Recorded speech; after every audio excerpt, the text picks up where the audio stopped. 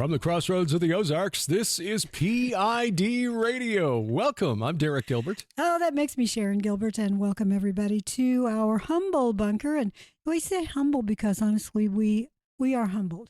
This is just, when you look at it on the outside, it's just a pole barn. It's just a metal barn. Yeah, but on the inside, it has been converted into usable space, and that is thanks to your generosity. We keep promising that we're going to do an update video, and we haven't yet. Forgive me. I promised it several weeks ago. I've talked to Derek about it. You would think that in our schedules we could find time to do it, and I'm not being facetious. I think we need to find time to do it. Yeah. Well, next time we sit down to do Unraveling Revelation, which will be in the next couple of days. Today or tomorrow, yeah. We will do that then. So well, yeah. Now we're under pressure because we've put it out there. So. We are under pressure, yes, indeed. Not only from that, we got a manuscript due March 15th. I'm trying to finish Queen's Sacrifice, which is book 9 of the Red Wing Saga. I will confess to you, I don't often talk about my health, publicly. I just don't do that because there's so many other people who have bigger problems. Oh, yeah. I've been dealing with fatigue, just major fatigue, and it makes it difficult for me to do as much in the day that I want to do. By the time I clean the house and do things like that, I find myself exhausted. I get up early in the morning and I try to get those things done because I'm a morning person. By 1 or 2 in the afternoon, I'm done. I'm just so incredibly tired. Yes, I just talked to my doctor about this, and she ran a whole metabolic panel and a bunch of other things, and I'm going to have some other tests run just to make sure that at almost 72 years old, that something else isn't going on. That's the truth. As you get older, the likelihood in this day and age is that some cell somewhere is going to say, I don't want to work today. Yeah. Yeah, I'm tired. And adjusting to these changes requires some wisdom. It requires some. Yes. I guess grace and the ability to say, okay, I just need to pace myself a little differently. Yeah, instead of I'm going to push, and then making it worse. Yeah. I find that it is. I wouldn't say more difficult. Yeah. I'm trying to choose my words carefully because I'm certainly not complaining of any health issues. But it's just age 62. There are things that I can't do as easily as we were able to do when we first moved out here at the age of 53. Yeah. So. By the way, you did hear that correctly. Derek is about 10 years younger than I am. Speaking of age, I was born in the year of the dragon. So I'm turning 72 this October. The year of the dragon just began today. It's rolled around again 72 years later. 72 is a biblical number. It is often equated to the number 70. So were there 72 angels that were put in charge of the nations, or 70? Well, bottom line is it's all of them. Yeah. Numerologically speaking, in terms of the symbolism involved, it's the same. Yeah, but when it's written, it's either 70 or 72. What I find interesting about 72 is that's divisible by 12. 12 times 5 is 72. And 72 times 5 is 360, which in a lunar calendar is 1 year, but it's also 360 degrees of a circle. So, yeah, there's been some... Did I say 12 times? No, 12 times 6. 12 times 6. Yeah. I'll come in again. And 12 times 6 is 72. And I was just rolling right with it. Well, we do. You get to be this. Look, brain cells just say, I'm taking the day off. You guys just use me so much. But the reason I bring any of this up is age does make a difference. We all, no matter how careful we are, Derek just got me started taking some vitamin B complex that Eden's Essentials produces. And you can get that at edensessentials.com. That's part of the Defenders/Skywatch TV product of a family of products. Their stuff is so good. It is very clean source material. Right. Joe Horn, who heads up all of that, is really meticulous about making sure that where did this come from? Right. Where did you get these original plants and roots and whatever it happens to be made from? So these are all natural. Yeah. It's wonderful. It's not a lab somewhere making a chemical. Mm-hmm. Mm-hmm. And I will say that there are several of their supplements that I take, but the one that I've really noticed that really, really has helped. I've noticed additional energy from the Eden's One, which they're going to replace. Mm-hmm. It's Which basically is a a multivitamin. But the prostate support, yes, men, when you reach a certain age, that becomes more important. And let me tell you, I'm so glad that you mentioned that, because there are a lot of men who, in your place, would. I'm not going to talk about that because that's really personal. But all men of all ages, once you get to be an adult, you need to start thinking about health in that region. And that's something that, starting at about age 40, a lot of men have trouble with. In fact, King Charles III has admitted only recently that he had an enlarged prostate. Mm-hmm. And now, as they ran the tests to confirm that, to therapeutically take care of that in hospital, those tests showed that he has cancer. It's not prostate cancer. It's another cancer. He's not revealed what it is. That's his personal business. I was amazed that he revealed he had cancer. The Queen, the late Queen, had bone cancer. She said nothing about it. Yeah. But that had to be really painful. Absolutely. Yep. So the bottom line here is, after we've blathered on this for 10 minutes, is that each and every one of us is subject to the natural world's moments of ill health. Right. Because we are still in natural world bodies. One day, those who are redeemed by Christ will have brand new bodies that aren't going to go through any of this. Looking forward to that. Yes, the bodily resurrection. Me too. Visiting my mother yesterday, and Mom, as she's in assisted living now, the nursing home. We had to move her from independent living apartment over to assisted living. She is in not the memory care unit, but that's mainly because she had an accident about a month ago where she fell and she suffered requires nursing care. Right. But the blessing there is that some friends that she'd made when she first moved there, who had to move from independent living to assisted living, are now part of, she's able to eat with them at meal times. And one of them is a retired minister who still, God bless him, at age of 85, is still giving the, praying for a blessing over the meals, and still taking his and he's in a wheelchair. He's in a wheelchair. He's been wheelchair bound for, ever since we've known him. So for at least 10 years. And he still takes his charge seriously. And you get every morning, and he's limited to the use of just his left arm. His legs are not functional, but he still dresses up in his suit every day, suit and tie. And sometimes wears a hat. Wears a hat.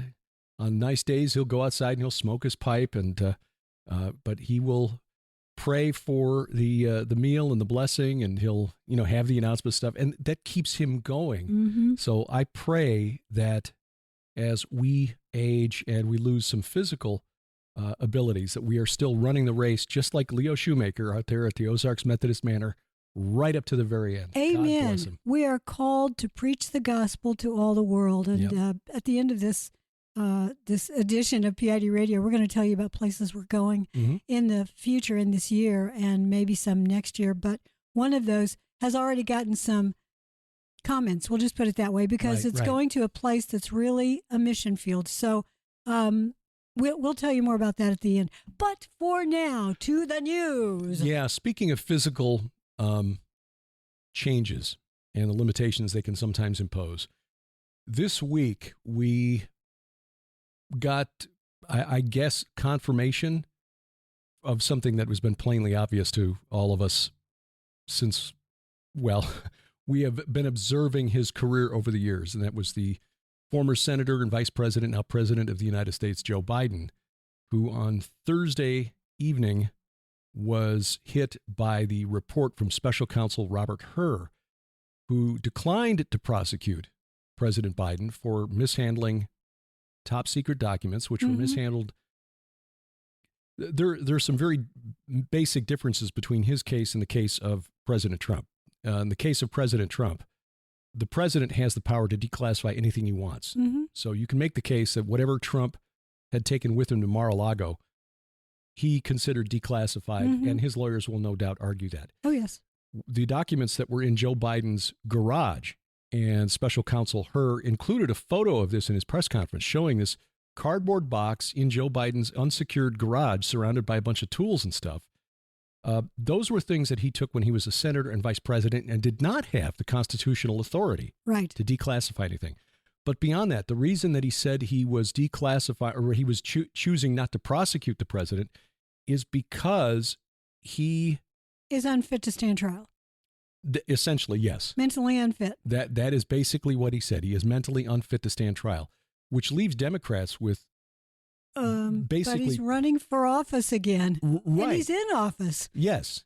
So you've got two arguments if you are a Democrat, and there are many articles out there who are just saying, boy, this is a nightmare. This is beyond devastating. The former strategist for Barack Obama, David Axelrod, said, you can't unring this bell. No. You've got two responses to this if you're the Democratic Party. Number one is, okay, he's not a criminal because he's enfeebled.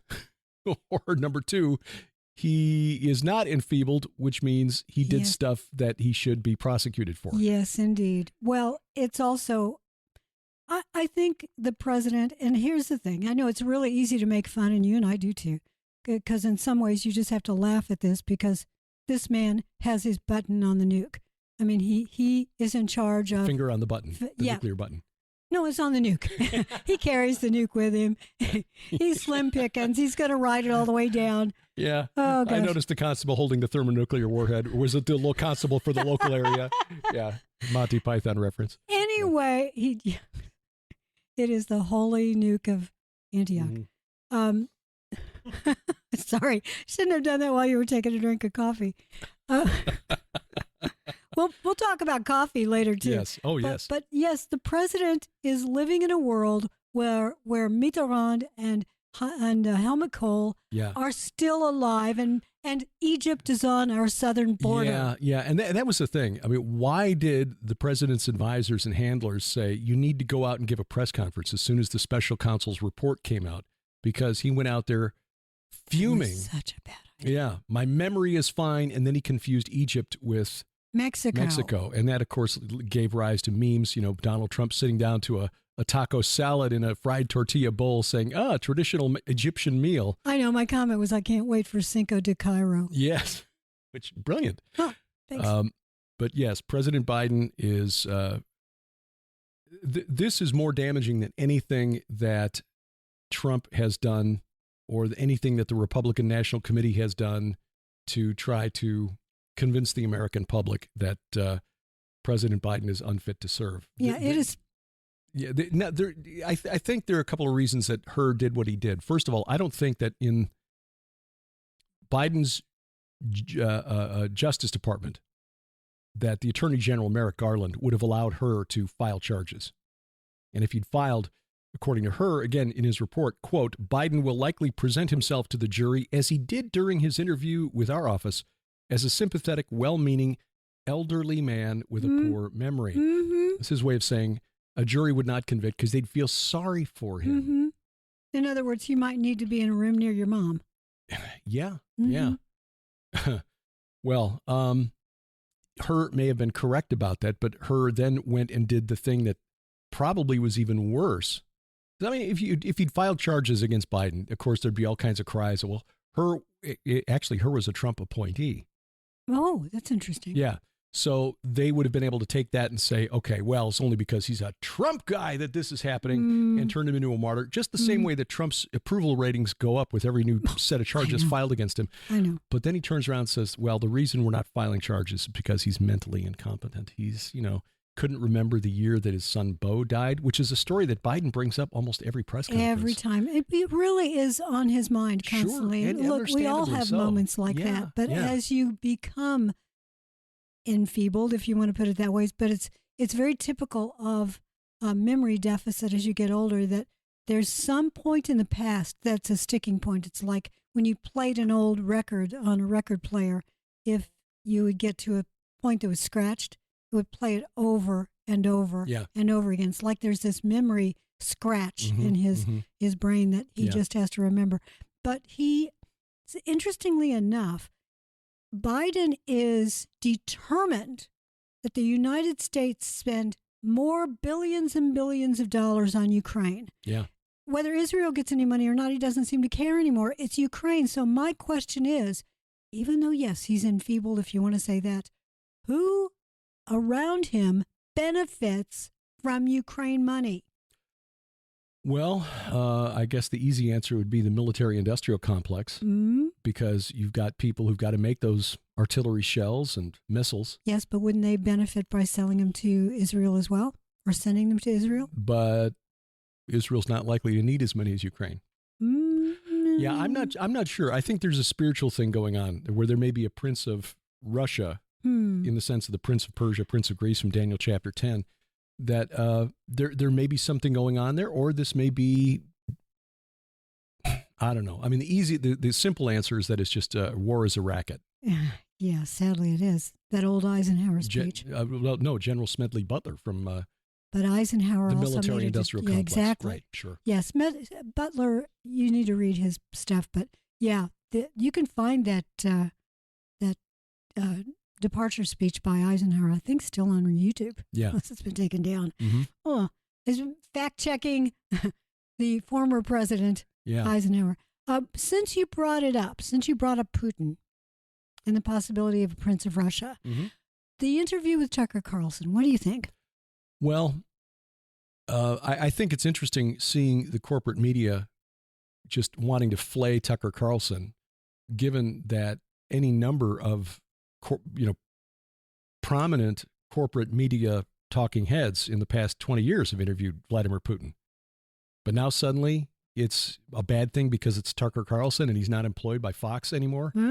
Fox, MSN, BC, CBS, NBC, ABC. He's not part of the corporate media. He's independent. So this is a bad thing. And okay, number one, I think there are two extremes on this. Number one is that he's giving Putin the opportunity to propagandize. Well, duh. Of course. Every press conference, every speech coming out of Washington, D.C. is an opportunity to propagandize. Yes, exactly. Putin is a politician. Mm-hmm. Now, he's a very savvy politician, which is why he's still in power 22 years on. He was playing 3D chess while Tucker was playing just regular old chess. I'm convinced of it. I like Tucker Carlson, but I think Putin outplayed him. I agree. Putin is, whether you like him or don't, you've got to admit that he is one of the most skilled politicians in recent history, if not of all time. Mm-hmm. I think Xi Jinping will also go down in history as one of the most skilled politicians and world leaders in recent history, if not all time. Putin, yes, he played Tucker Carlson. Now, does that mean Carlson was wrong to go there and talk to him? No. And I thought Carlson did challenge him on some things. I've not watched the whole interview. I've just seen excerpts of it. But I've got it saved. I was planning on us watching it. Okay. Later. Well, it is... So you've got that on the one hand, where you've got the people who want to vilify Tucker Carlson for daring to speak to Vladimir Putin. It's like, yeah, okay, but who else has done that from the major corporate? Yes, there have been others who've interviewed Putin over the years. Hey, wasn't Peter Arnett of CNN? Didn't he interview? Was it Saddam Hussein? Saddam Hussein back during the first Gulf War. Yeah, and he was vilified too. So he was sort of a softball interview, as I recall. Yeah, because he'd been there for a little while. Right. And I think in some ways, Stockholm Syndrome, he had sort of fallen in love with, because he was shown only the really good side of what was going on. Yeah. I think in many ways that the Ba'ath Party sort of kept the trains running, if you want to put it that way, in Iraq. Yeah. Sunnis are in a minority in Iraq. Saddam Hussein was a Sunni, and he did keep the peace and allowed for Christians and Yazidis in the north to live basically undisturbed. There were something like 2 million. There were something like 2 million Christians living in northern Iraq when Saddam was in power, and now it's under 100,000. Right. So, and that happened with the United States there, which tells you something. But anyway, so Peter Arnett, kind of a softball interview. But then you look at the way the media has fawned over Volodymyr Zelensky, who has jailed political opponents, wants to shut down all of the Russian Orthodox churches in Ukraine, even though those churches have said, we condemn the attack by Russia and so on. Like, no, we think you're collaborating with the Russians, with Putin, so we want to shut down all the... And yet here in the West, the corporate media still wants to fawn all over Volodymyr Zelensky. Now, the other side of this coin is for people who are looking at our deep state here in the United States and saying, finally, we're getting some truth. Vladimir Putin is telling it how it is. Like, no, he's telling it how he wants us to perceive it for his benefit, for the benefit of Mother Russia. So somewhere in the middle. Yeah. Carlson, good job. Great interview. Adds to your resume. But bear in mind, Putin is using the opportunity to spin things, just as every politician since the beginning of time. I think, at least for me, I like to get news from a variety of world sources. Mm-hmm. And that's one reason I love X, formerly Twitter, is because you can see stuff going on from all over the world. And everybody's got their own little soapbox that they're standing on, making, here's my viewpoint, here's my truth. Mm-hmm. When you apply capital T truth to all of that, which is how we're supposed to view everything through the lens of the Bible, then try to figure out spiritually, that's the purpose of PID radio, Peering into Darkness, try to see what's spiritually going on in the world. And over, it's confirmation to me that we are living in the last days. The idea of this name and calling to people on the right, calling us truthers. Well, praise God, I want to preach truth, and I want to preach that capital T truth, so you call me a truther, but you capitalize that T. Amen. Every time. And you allow me to talk about Jesus Christ. If you're talking just politics only, well, that's just the icing on a very, very nutritious cake, if you'll just let me talk about it. Mm-hmm. But sadly, they don't want us to talk about it. True. On the other side, it's my truth is truth. Mm-hmm. It's a lowercase t with question marks after it over and over again, because that truth that is individualized changes from moment to moment. Yes. 57 different genders. No, I saw a story yesterday that it was about a woman in her 80s who had been volunteering for 40 years for an organization, and she was called out for not using the appropriate pronoun for a fellow employee, and her response was, well, what is a pronoun? She wasn't asking rhetorically. She was asking because she truly didn't know what a pronoun was. It was a genuine answer. Yeah. And she got fired. If you can fire a volunteer. Oh, my. Yes. That's that's the irony of this, that we Christians, generations ago, adopted this idea that we needed to be tolerant of all worldviews, and the God of this world, the prince of this world, and his minions have turned that on, sort of a spiritual jujitsu, because they are now enforcing blasphemy laws more intensely and energetically than Christians ever did. Mm-hmm. And if you blaspheme by not using the right pronoun, or by not, validating somebody's truth in air quotes. Well, and apparently if I'm not willing to have someone take a part of my seat in an airplane, then I am thin privileged. Oh. Look, I understand there are people of all sizes. And the truth is that, and this is a truth, airplane seats are tiny. Yeah. You have to be a tiny person to fit into those. You're a normal sized man, and you have difficulty sitting in those seats because they are now made for someone who is 3/4 the size of a normal person. Right. They're made for children. 5'10" and a half and about 190 pounds. That's you're at 5'11". Are you shrinking? Not that I'm aware of. Oh, yeah. Well, yeah. I stepped on one of those things at the doctor's office last time, with the little the thing on top of your head. I think I was perhaps adding an extra half an inch. So, that's fine. You're tall to me. Yeah, well, I routinely measure over there at 5'5", so I'm trying really hard not to lose height, but, maybe they're just being nice. Ageist. But you're right. At 190 pounds, I'm not, and that's down You're pretty from where average. I was about 235, 240 for a while when we first moved out here. I know. I was about that same way, 240, 245. So, both of us are, I think, fairly typical in size for Americans. And you're right. The seats are not not any too I don't think we're typical in size for Americans. Americans on the whole have been increasing in not just height. We're getting taller, but also in just overall weight. Well, yeah, I've noticed that when we look back at some of the old family photos from the 50s, 60s, it's like everybody looks thin. Where are all the obese people? Yeah, and sadly that is the case today. Look at old video too. You see a lot of thin people, what we would call thin.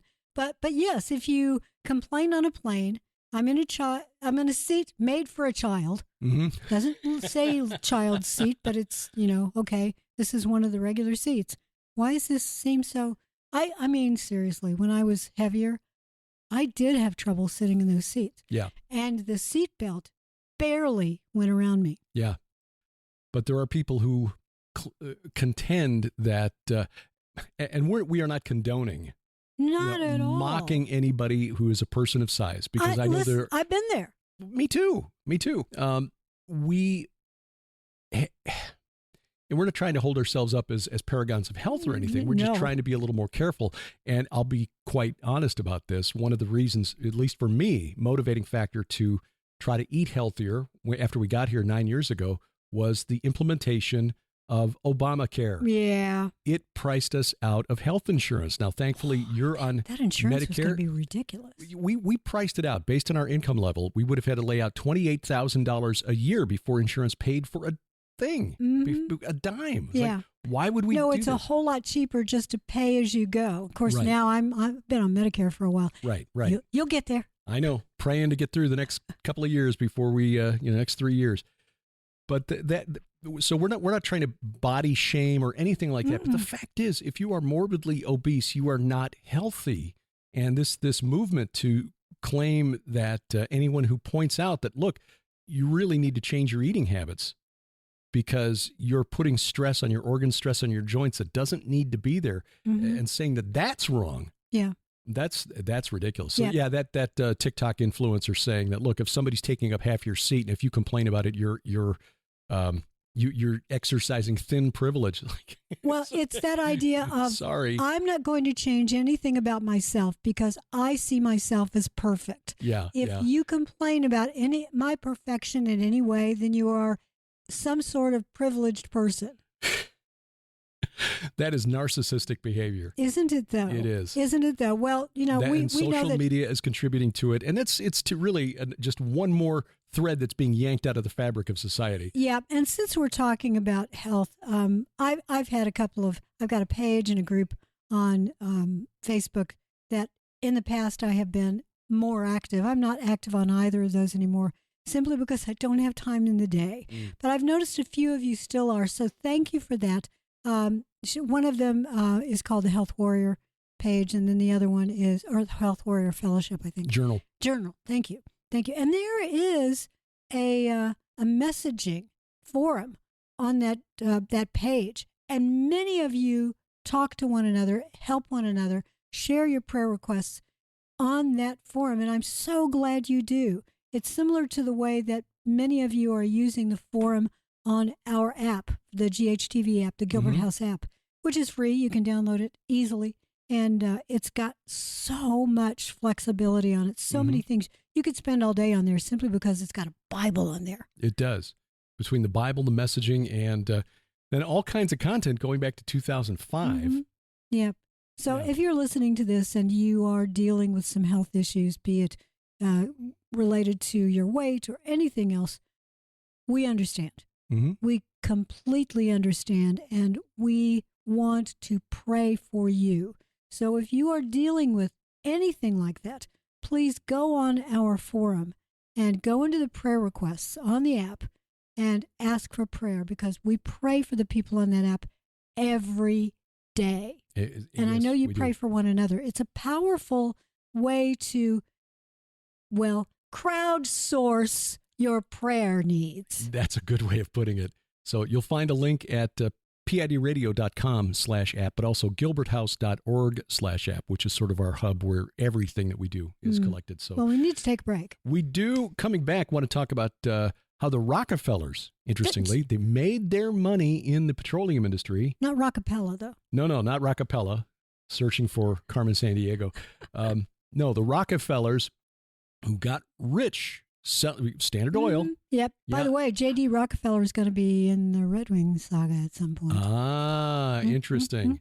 Well, his descendants, it turns out, were influential in stopping new liquid natural gas processing facilities in Texas. I saw that. Yeah, so we'll talk about that. And I know why. And how immigrants are going to add $7 trillion to the American economy. Oh, that's great. That's fuzzy math. That's straight ahead. Is that by stealing products from a store and then reselling them? More on that after the break.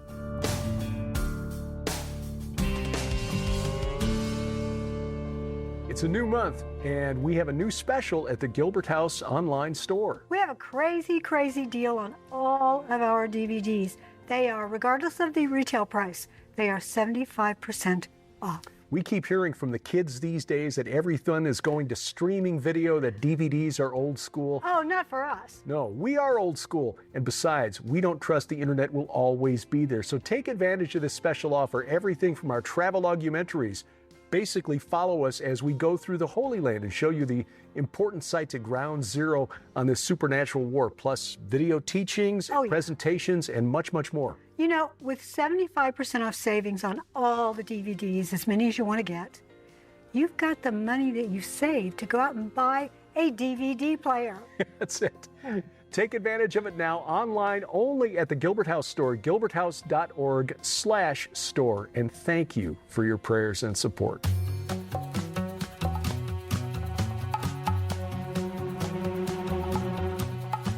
Welcome back to PID Radio. I'm Derek Gilbert. Still laughing about that.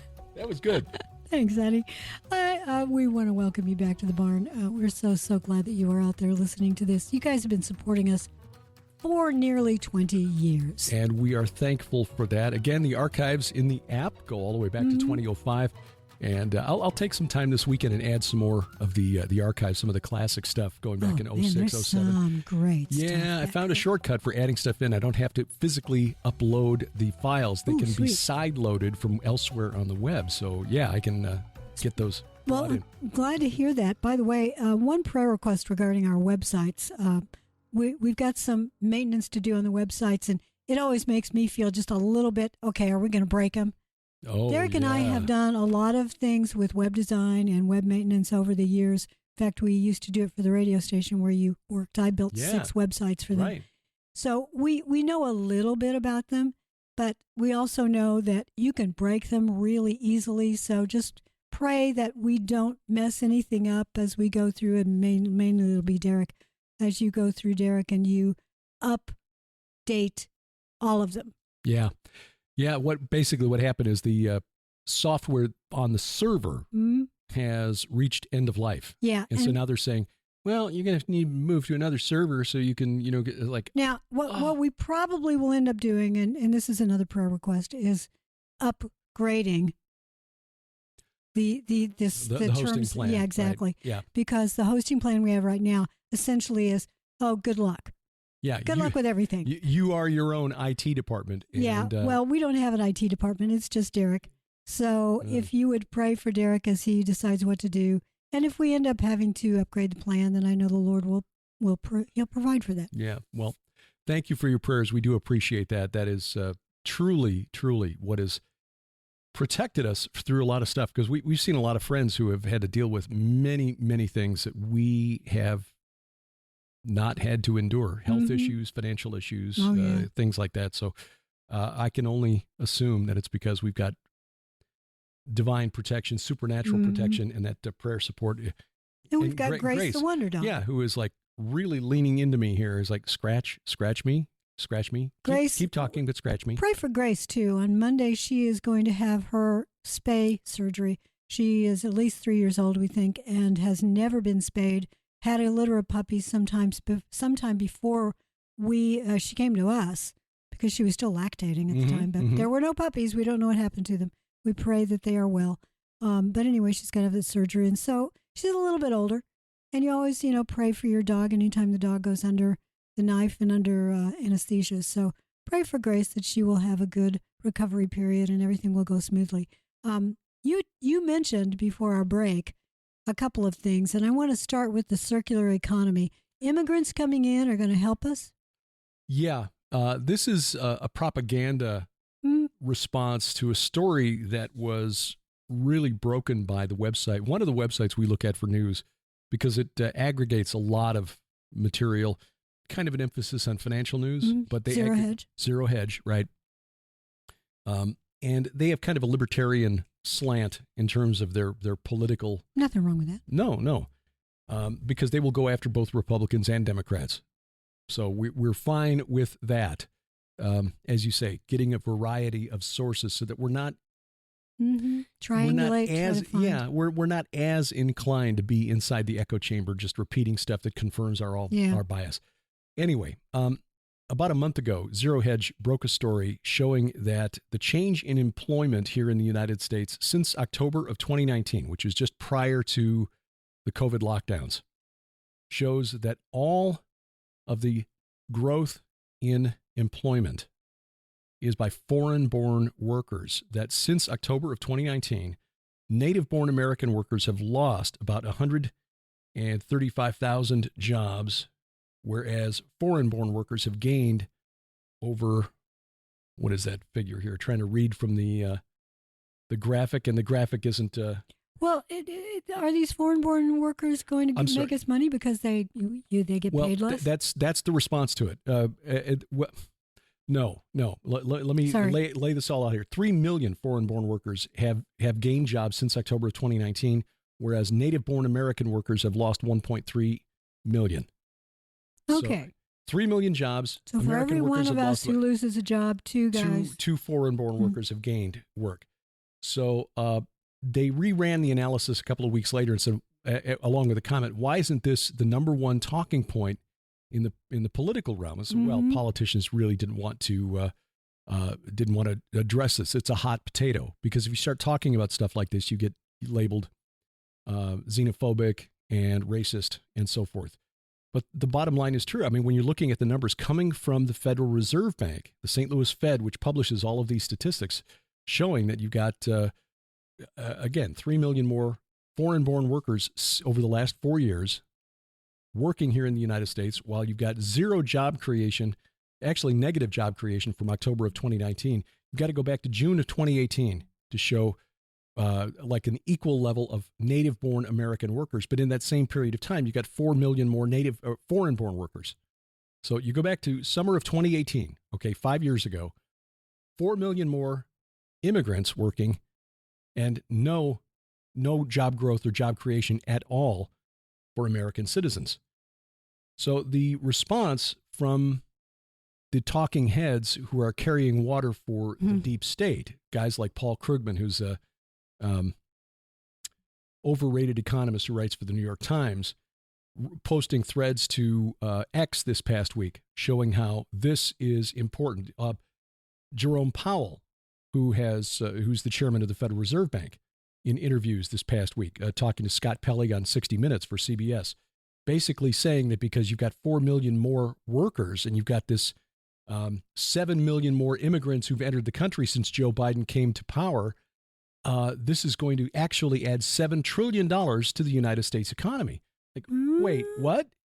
Okay, because and this is what I was talking about last week, why I couldn't understand why the deep state, Republican and Democrat, because when you go back to 2006, when I was interviewing guys connected to the Border Patrol then about why we were seeing so many illegal border crossings, including huge numbers of OTMs other than Mexicans, the only thing that makes sense is that because we native-born Americans aren't having enough children to keep the population steady. We are a shrinking and aging population.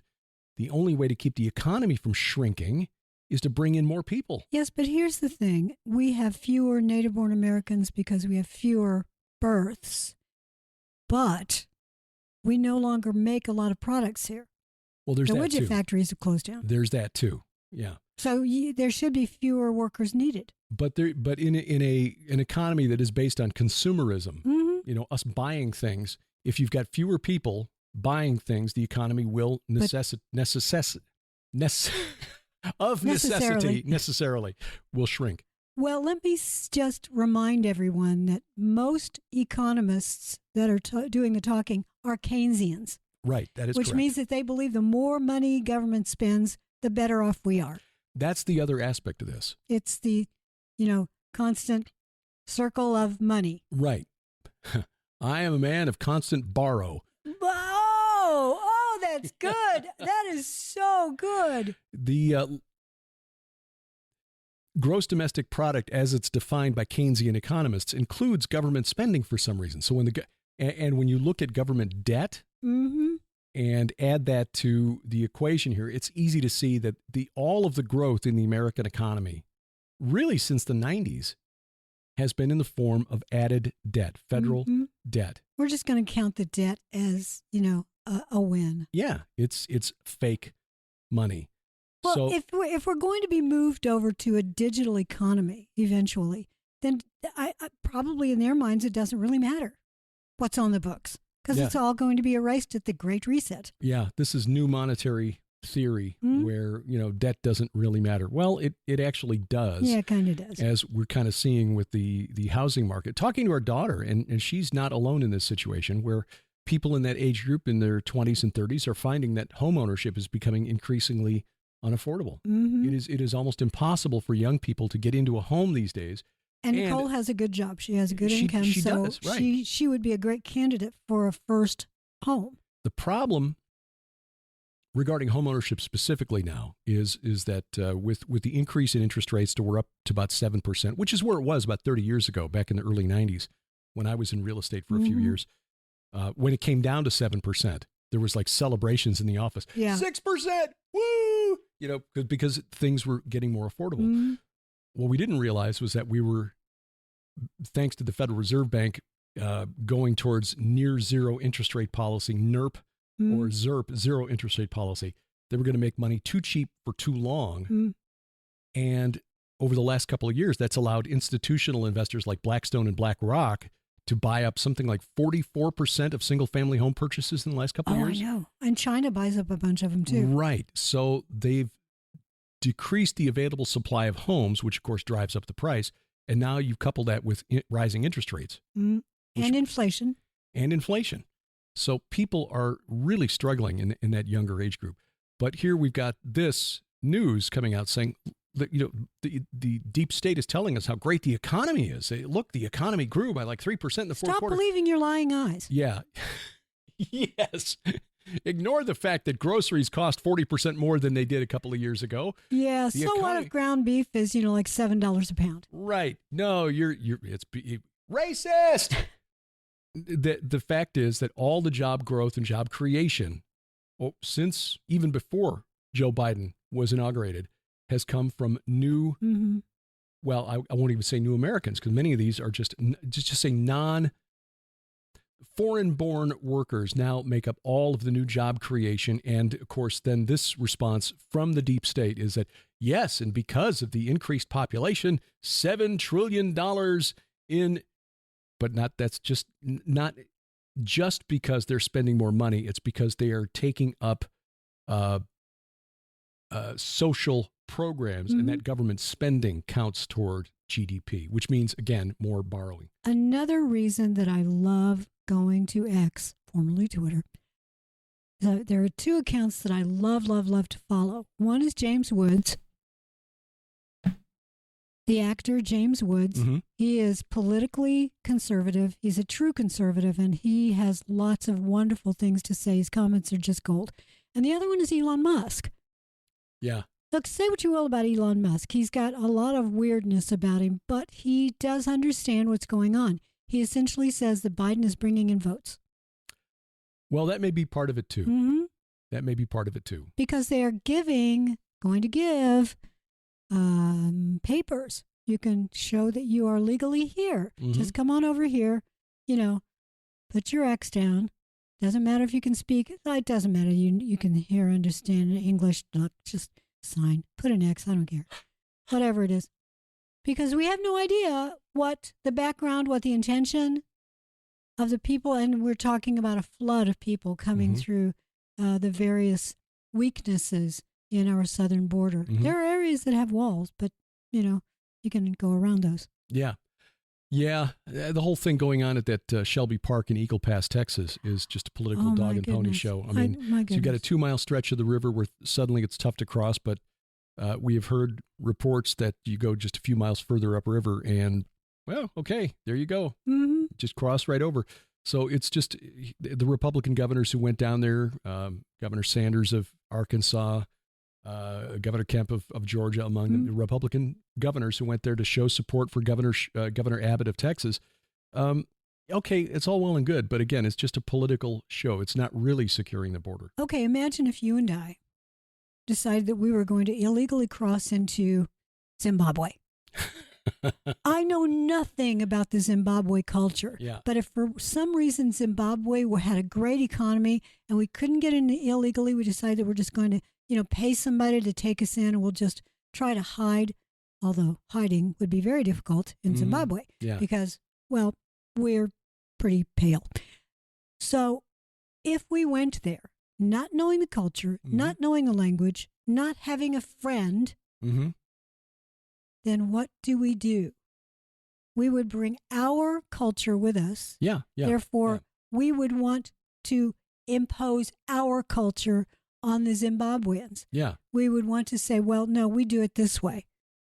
We're here because we like your money. And if we found other Americans who spoke our language, who understood our culture, we would hang out with them. That's just natural. Right. And we would sort of form an enclave of just the way we do things. Right. And we wouldn't really understand why they didn't do them our way.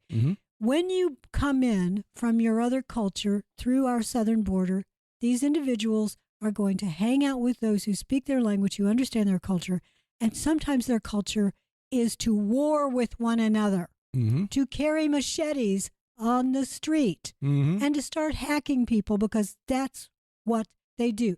They are bringing in not only their culture, they're bringing in their spirit attachments. Right, the gods. Yes. Yeah.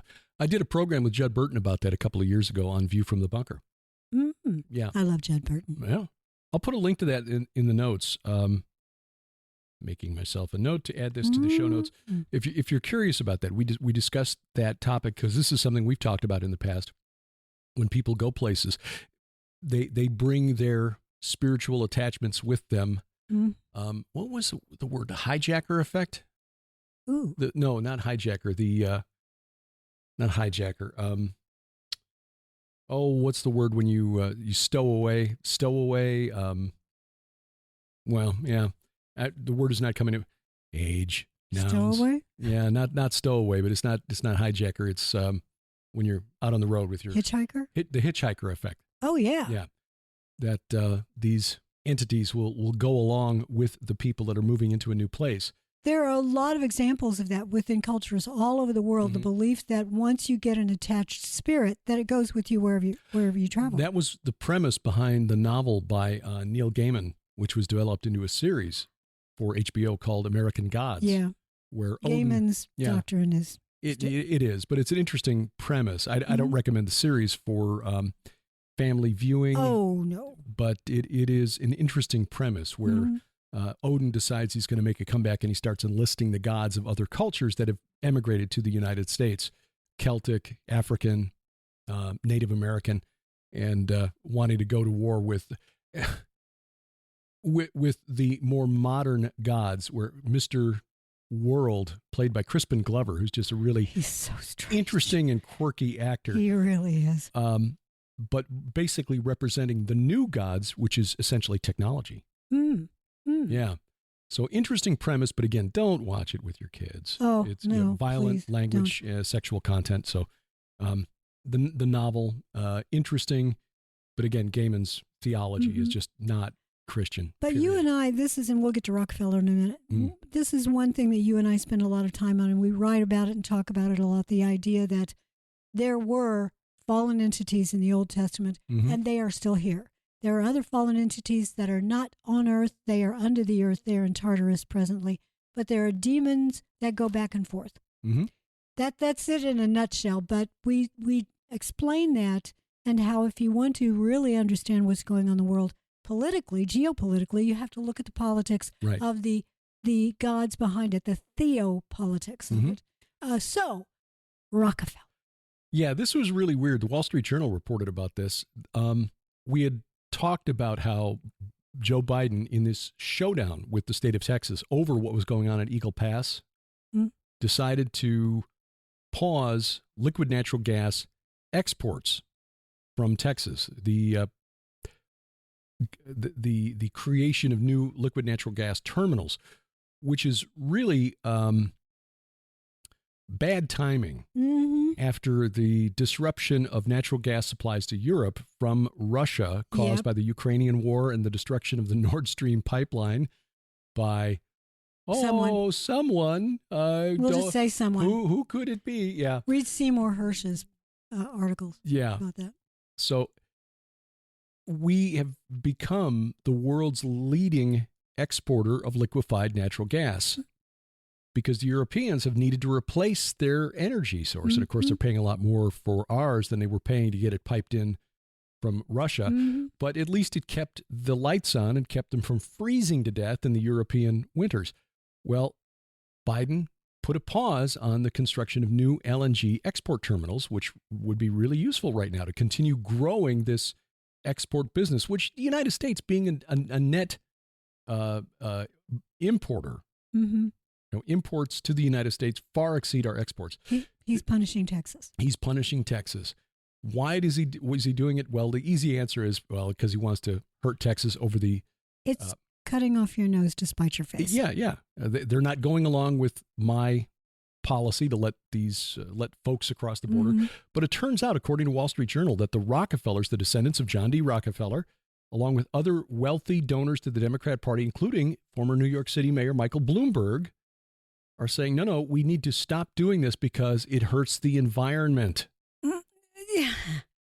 Yes, the Rockefellers, who, again, the family became wealthy thanks to Standard Oil, now campaigning against so-called fossil fuels.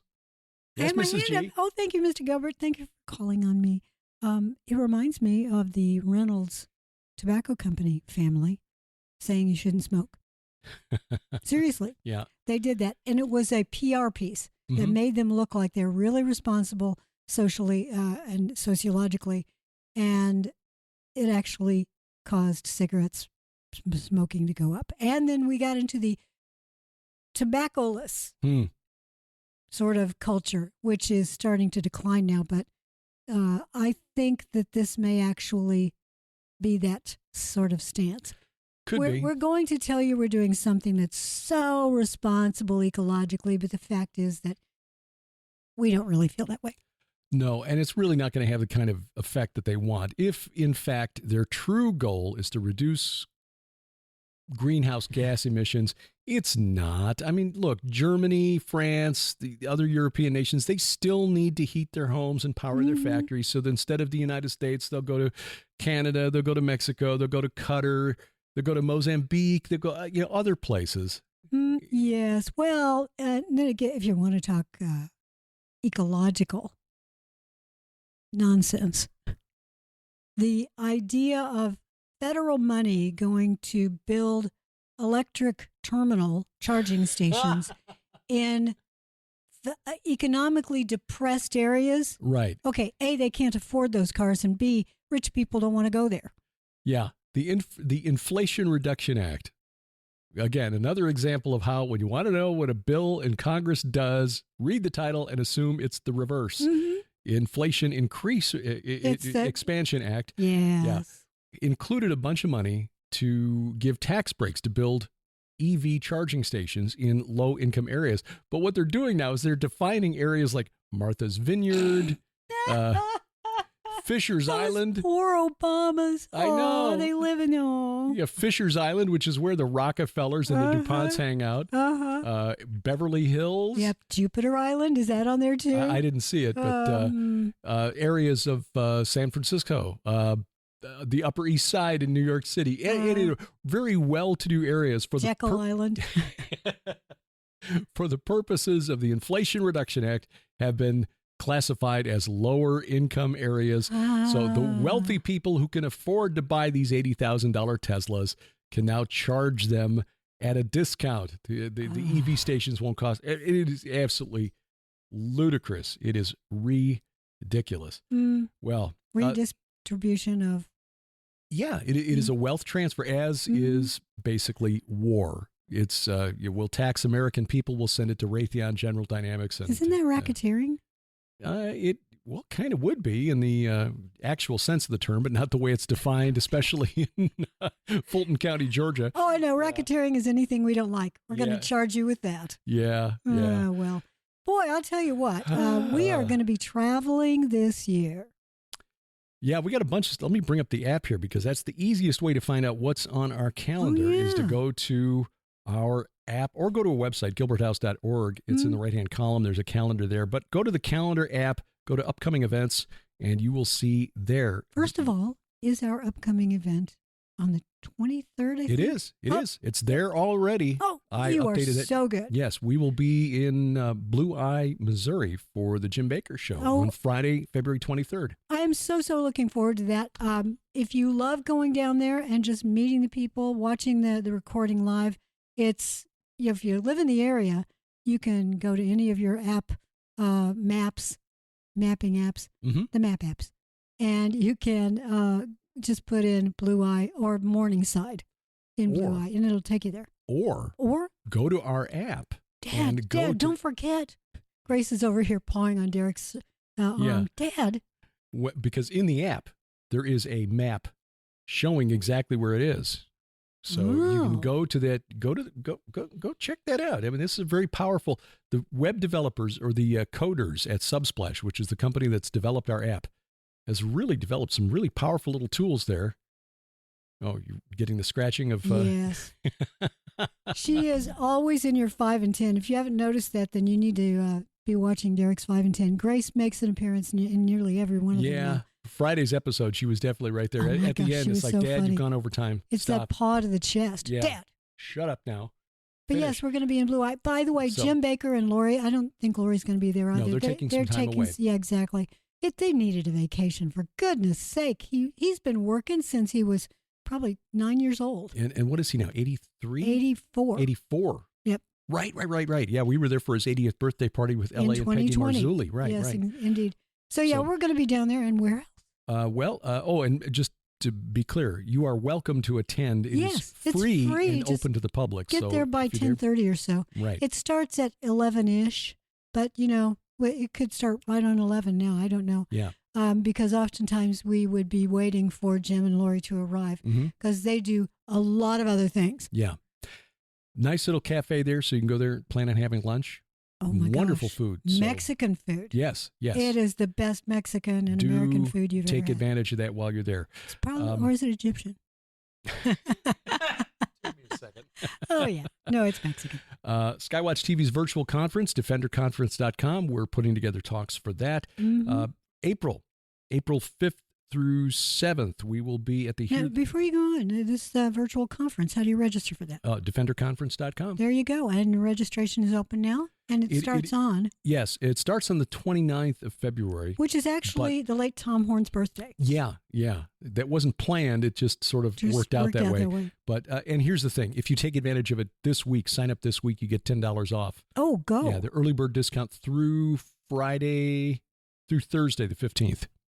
You could buy coffee with that $10. Yeah. So coffee to watch through all the presentations. Exactly. 24 presentations plus all 6 Skywatch Films documentaries. And this will feature the last presentation by Tom Horn. He recorded it last fall before he took ill. And of course, once that happened, then it just seemed inappropriate to say, well, Tom has just passed. Here's a presentation. So anyway, but this is his last conference presentation. So do take advantage of that. These are always so good. The first weekend in April, 5th through the 7th, we will be in Dallas for the Prophetic Signs in the Heavenlies Conference with Hear the Watchman. For the solar eclipse. Total eclipse of the sun. We'll be crossing over Dallas. So stay through Monday because that's the 8th of April. And that's when it happens. But other speakers include good friends like Dr. Michael Lake, David Hevner, Jamie Walden, Dave Hodges, Paul and Heidi Begley, David Paxton, Michael Boldea, Casper McLeod. Oh, my goodness. What a lineup. Yeah, Dr. Carrie Mayday, whom we've not met. Look forward to meeting her. Tov Rose, also look forward to meeting him. So you can find out more at hearthewatchman.com. And as Mike Kerr has pointed out, they've also got an early bird discount here, but this is a crazy deal. If you register this week, the registration is only $35, but after the 15th, it goes up to $99. Oh, yeah. So essentially, you're getting a 67% discount by signing up between now and Thursday. Does that include the Monday watching the eclipse together? Well, they can't really charge for the eclipse. Oh, but no, here's the thing. It was extra in Boise because they had to bus us there. No, this one will be just viewing the from the hotel? From the hotel. So if you stay in the hotel an extra day, then you can watch the eclipse with us. Or you put your savings towards buying lunch. Well, there you go. There you go. So sign up this week, hearthewatchman.com, get in for $35, but if you wait until Friday the 16th, then it'll be $99. Ooh. So that'll be a good one. His Call Ministries will be in Sparta, Missouri. That's south of Springfield on June 21st through the 23rd, Friday, Saturday, Sunday, just the two of us talking. I know. We love going there. We spend Friday evening and Saturday and then Sunday morning doing a little talking, doing a little preaching. Yep. The May theme, do some singing. Who knows? Yeah. The theme of the conference will be, I'm sure we will. They love to sing. I know. Theme of the conference, and again, it's just the two of us talking, will be The Gates of Hell, based on the research for the new book. Yeah, we will have turned in our manuscript by then, and we'll know exactly what we said. If we can remember. Yeah. Oh, almost forgot. This is one that's still in the works, but if you're in Arizona or Southern California, Southern Nevada, we will be in Lake Havasu, Arizona, the last weekend in May. That is May 30th through June 1st. And that's what, about 3 hours outside of Phoenix? Yeah. 3 hours west of Phoenix, if I remember the map correctly. So we'll have to look to see. It's closer to Kingman. There may be a flight into Kingman that would be the way to go. But anyway, we can confirm that Vicki Joy Anderson will be there. And I know a couple of other names, but I won't say them until it's confirmed that they're confirmed. But that will be our first time speaking in Arizona. I know. I'm so excited about this. Yeah. Getting to meet those guys. And Vicki is, and this, by the way, is being put together by the Goss brothers, Nick and Jonathan Goss, the Gosslings. And Larry Goss's, the late Larry Goss's kids. So that should be fun. Again, the last weekend in May, last weekend in July, go there for, it's like the last weekend in a lot of months here. Seems. The last weekend in July, the Go Therefore conference in Ohio. With Dr. Michael Spalding. Yes. Suddenly the Marx Brothers song comes to mind. Captain Spalding. Hooray for Michael Spalding. He is a wonderful preacher. We'll have to work that up and sing it. Yeah. But this lineup, oh my goodness. L.A. Marzulli, Carl Gallups, Dr. Judd Burton, Dr. Michael Lake, Dr. Gregory Reed, Dr. Mike, but lots of doctors. How do we get in there? We don't have PhDs. I know. Or MDivs or anything. I know. Even L.A. Marzulli's got an honorary doctor. So Dr. L.A. Marzulli. Yeah. And then the Gilberts. Pastor Paul Begley. This will be a wonderful gathering. Oh, my. It's at the... what is the location again? It is the Harvest Revival Center in Brookville, Texas. Last year I kept saying Brookline. Texas? Ohio. Got the city right, got the state wrong. Brookville, Ohio, that's outside Dayton. You can fly into Dayton if you need to. It's maybe a 45-minute drive. Yeah, if that. July 26th and 27th. Don't miss that. And then the other event we wanted to talk about that you teased at the beginning. Wasn't there something in August? Oh, we can't talk about that yet. The thing in August or September. Anyway, go ahead. Yeah, not remembering what that one was. Yeah, I was thinking there was something in August, but probably right. Probably just me. There's a possibility of going to North Dakota in September. That may be what I'm thinking of. Pitchfork and Hoe I gathering, know what you spoke out last year. Right. And that was why last year could not go to the Nephilim Anthropology Conference, which this year we have committed to going to. I know what we left out, and you can talk about this the Scotland thing in a minute, but we may be leading a tour to Israel. Oh, yes. May. Right. So maybe in May, and it will depend upon the response. Yeah. This is something that we should have full details on by Monday. We're working with Lipkin Tours on what we're calling a solidarity mission. This would leave this would arrive in Tel Aviv May 7th. So depending on where you're coming from, here in the U.S., we'd have to leave May 6th to get there by the 7th. If you're coming from Europe, maybe you get there same day. Anyway, May 7th through the 13th to visit a number of locations affected directly by the October 7th attacks, including Sderot, the town in the Negev where the police station was besieged. We would visit the site of the Nova Music Festival, visit one of the kibbutzim that was overrun, go to Hostage Square in Tel Aviv, visit with IDF soldiers, have a barbecue on an IDF base with the soldiers. Won't that be incredible? And we will visit sites in Jerusalem, which are still open to tourists. So we'll see the old city. We'll go to the City of David and the Mount of Olives and all of those. And what we believe is the actual crucifixion site, the actual burial site. But also we've asked if we could go to that little walkway that overlooks the Valley of Hinnom. Right. That's relatively new. So yeah, overlooking the Gehenna. Yes. Yeah, where the Tophet, where children were sacrificed to Molech. So that would be the first week in May, and here are the details that we have so far. The land cost would be $1,950 U.S., $1,950 U.S. That, again, is land cost only, does not include the transport to and from Tel Aviv, but that would include accommodations, 4-star hotel in Jerusalem, breakfast and dinner included, does not include lunches, tips for the drivers and guides and so forth, and again, the airfare. But we'll have full details on Monday, and we'll put that out there as soon as we've got those. Yeah, but again, this is a solidarity mission, and it doesn't mean that we're going there to preach the gospel. It means that we're going to there to show we really support Israel so much that we're going to go over there at a time when a lot of people would be, no, I'm not going there. But it is safe. Our safety is always paramount with Lipkin Tours, but also Lipkin Tours works with the military to, again, make sure that we are always safe. Yeah. I always feel safer in Israel, even when things are heating up and people are panicking over here. We've always felt safe in Israel, safer than we do in a lot of big cities here. Yeah, I feel more on edge when I go to visit our daughter in St. Louis. Yeah. You visited her last year. He goes every year for a daddy-daughter Father's Day ball game. They go to watch the Cubs and the Cardinals play if the Cubs are in town. Last year you had to go to somebody else. Yankees, Yeah, that was okay. Mainly you go to talk, so whatever. But anyway, you went last year and the hotel where you stayed had police tape up. Yeah. Found a hotel. The hotel costs were just shocking. Say astronomical. It's like, what the... anytime you get close, $300 a night for for this St. Louis? For this motel 6.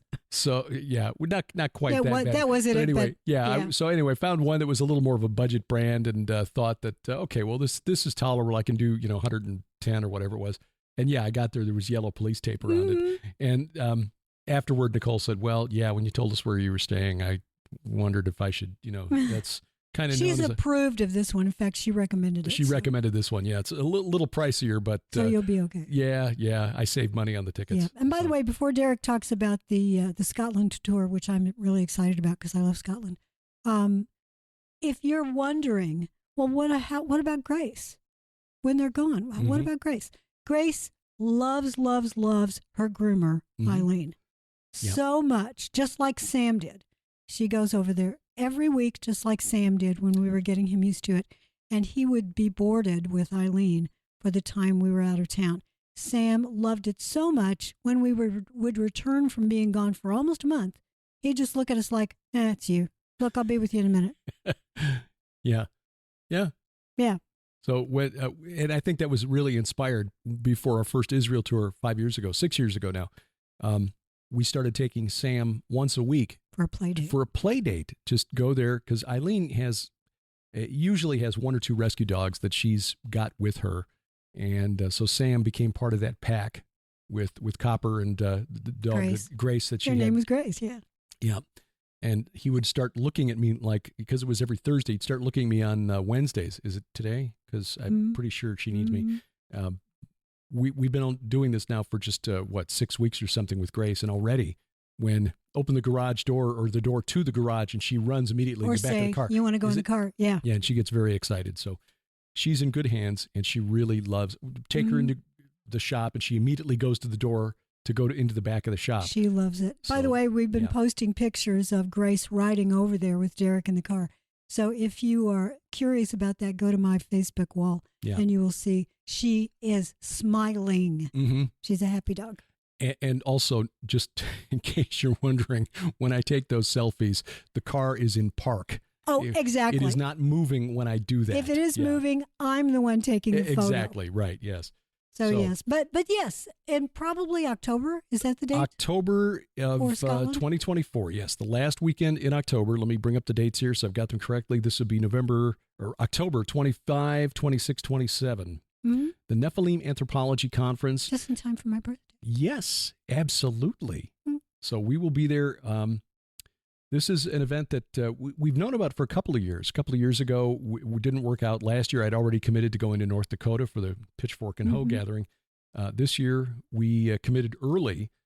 This is going to be in the Glasgow area. Now, interestingly, last year, the gathering was held at the Glasgow offices of the Theosophy Society, Theosophy, which is Helena Blavatsky's Yeah, I know. group. That actually would have been really ironic. It would have been, yes. Interesting. But apparently the Theosophists didn't want them back this year. That's how I understand it, or at least somebody connected with them. I don't know. We can't agree with your stance on giants in the Bible, because that's what this conference is all about. Really, exactly. So it's going to be held elsewhere, waiting for final details on that. Maybe on the Isle of Butte, B-U-T-E, which is just off Glasgow.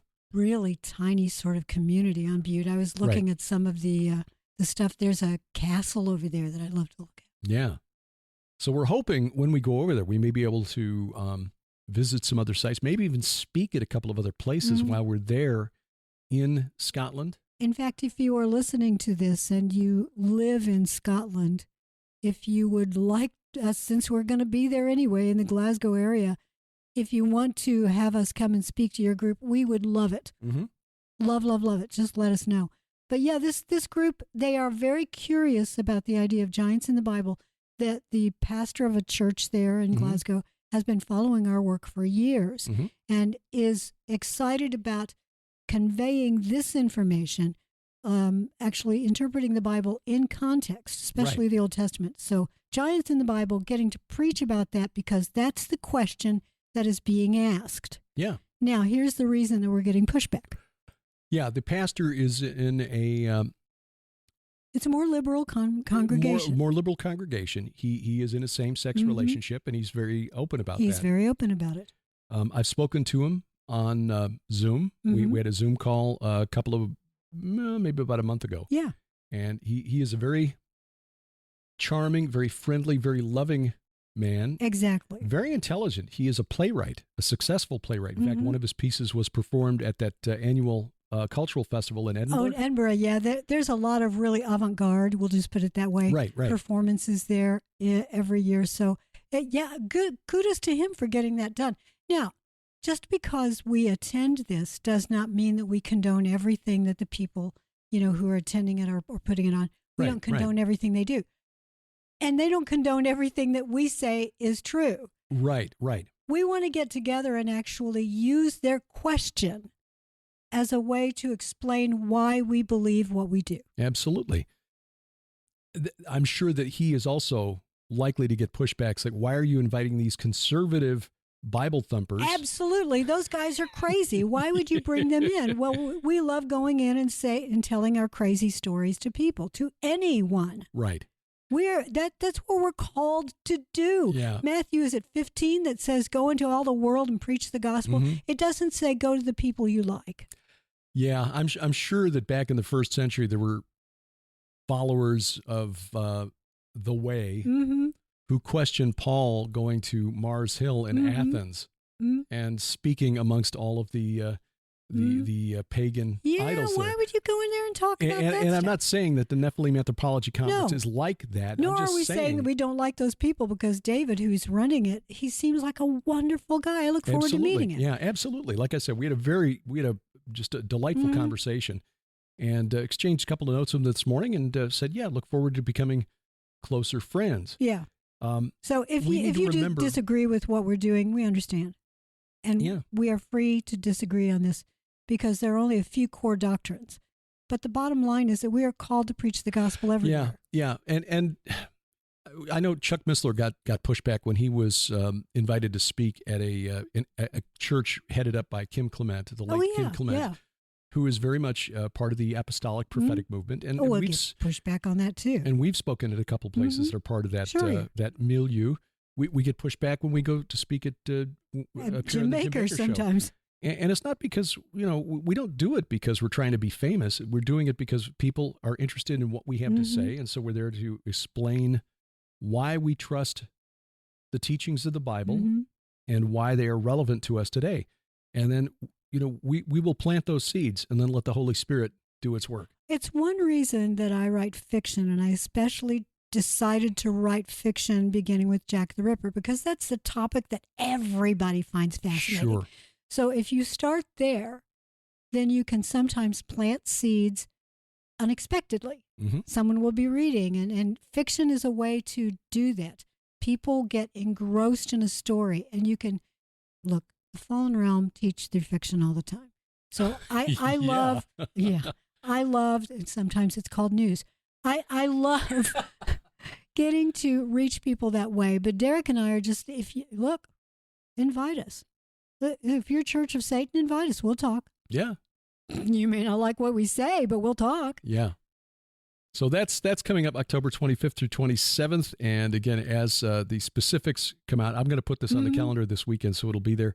But as specifics come out, then we will add those. But if you're in the UK, exactly, plan on us being there, and we will be delighted to meet you. And again, if there are other opportunities to speak that come up where we can extend our stay, well, that would be wonderful. We would absolutely love it. By the way, the comment about Church of Satan has nothing to do with the people in Glasgow. Nothing whatsoever. Exactly. It was an extreme example. No, seriously, we will go anywhere. Just understand that Derek and I, we are part of Skywatch TV, but we don't always represent Skywatch TV when we go and speak. When we go and speak, unless it's on Skywatch TV, right. When we go and speak, we represent ourselves. And we try to represent our Lord and Savior, Jesus Christ. That is just it. When I kneel before him, I don't want to have him say, you had an opportunity to share my truth, the truth, and you didn't. Why did you not do that? Well, Lord, people wouldn't like me if I did that. Well, people didn't like me. Yeah. Well put. We understand. We understand if you disagree with us, but we're still going to go. Amen. Amen. Well, that is what we've got coming up for the rest of this year. Coming up the rest of this weekend, of course, the Gilbert House Fellowship Bible Study tomorrow morning. Oh, yeah, and we're going to be recording more Unraveling Revelation and some 5 and 10. But the one thing we did leave out, the tour for Israel, that was the big tour, where we were planning on taking multiple buses with Timothy Alberino, was rescheduled for November. It is now rescheduled from November to next year because we were going to take you to Israel during the election. Yeah, and it also appears, it is, but it also appears that the conflict is going to extend even further. It is, but we're still going to go to in May.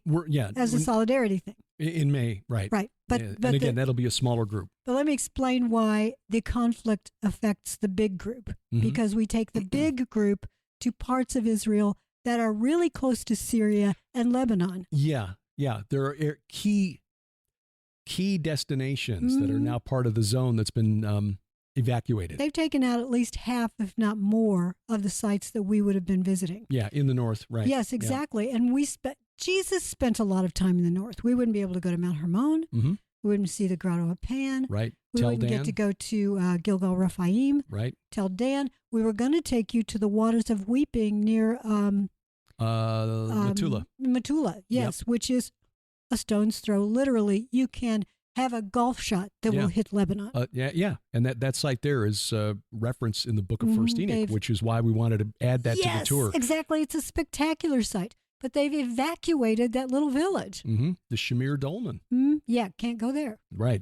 So anyway, a lot of very important sites in the north that are connected to the Valley of the Shadow of Death and the Gates of Hell, which key So yeah, those are off limits. So that has been pushed back to next March, March 25th through April 3rd, with the optional 3-day extension to Jordan, which we're calling the Iron and Myth Tour. Right. Possibly plus Timothy Albury. Now we need to get Tim confirming that he can change that date and go with us next spring. He's a busy guy. He is. He's got a lot of irons in the fire. Iron and myths in the fire. Yeah. Mm-hmm. But we do know that Doug Van Dorn and Judd Burton will be joining us next spring. Yes. So you can sign up for that. Again, March 25th through April 3rd of 2025 with the optional 3-day extension over into Jordan. Who is going to be on your View from the Bunker tomorrow night? Justin Brown. Oh, yeah. First time guest, Justin Brown, who is the host of the Dig Bible podcast, but also Prometheus Lens. Yeah, that's a new one. Yeah.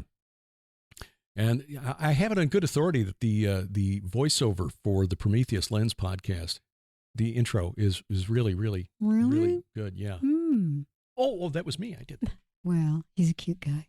Really cute. Anyway, you and I have been friends on Facebook for 15 years. I saw that. I know. I'm glad we're friends. We've been married for over 26 years, but finally got to be friends on Facebook. Yeah, so now it's official. So anyway, Justin talks about the myth of Esau, the legends of Esau. Was he the one who actually killed Nimrod? I don't think so, but I think it's interesting to explore why those legends sprung up among the rabbis. Oh, I agree with that. Boy, that's fascinating. And speaking of, View from the Bunker, Bunker Buster Coffee is available. Yeah, we've partnered with Kevlar Joe's Coffee to bring you 3 blends. One is named for Grace, Amazing Grace, cookies and cream, just like her black and white coat. It's a mild coffee. If you like mild coffee and you like it's like a hint of Oreo cookie. Yeah, really tasty. If you like a mild, very smooth medium blend, a Sumatran coffee, that is the Snarling Dachshund. Because when you pour the cream in it, it's like this. It's like the Dachshund saying, "Okay, black and tan, and it rub my rolls belly." over. Yeah. Exactly. But then the Bunker Buster, that is the dark roast Colombian. That's the one you want, baby. Yeah, kickstart your heart. Coffee's good for you too. So you can go to gilberthouse.org and /store, gilberthouse.org/store, and you will see the place where you can click the link and buy the coffee. Takes you through to Kevlar Joe's. Order directly from Kevlar Joe's, and they will ship to you. Roasts his own. He's over in Herculaneum, Missouri, the opposite side of the state, but veteran-owned, veteran-operated, and really good stuff. So we can vouch for it. In fact, we've got some. Is it Bunker Buster in here this morning? That is Bunker Buster. Okay. Yes. So yeah, really good coffee. We can vouch for it. Whole bean or ground, your choice. But again, gilberthouse.org/store. Well, until tomorrow in the Gilbert House Fellowship Bible Study. Yeah. I'm Derek Gilbert. I'm Sharon Gilbert. Bye everybody. Oh, and for Grace Gilbert, I almost left that out. Sorry, Grace. Bye everybody, and woof. PID Radio is produced by Gilbert House and released under Creative Commons Attribution Non-Commercial No Derivatives 4.0 International License. Follow us online, Twitter @PID Radio, or the PID Radio page at Facebook. Join us each week for our online Bible study, the Gilbert House Fellowship, online at gilberthouse.org.